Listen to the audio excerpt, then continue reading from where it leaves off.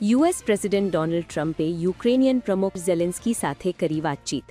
દાવોસમાં world economic forum દરમિયાન બંને નેતાઓની ચાલી 1 કલાક બેઠક. ટ્રમ્પે કહ્યું, રશિયા સાથે યુદ્ધનો અંત લાવવા માટે હજુ પણ એક રસ્તો બાકી છે. ડેનમાર્કના પ્રધાનમંત્રી મેટે ફ્રેડરિક્સનનું નિવેદન, દેશની સંપ્રભુતા પર કોઈ સમજૂતી કરવામાં નહીં આવે.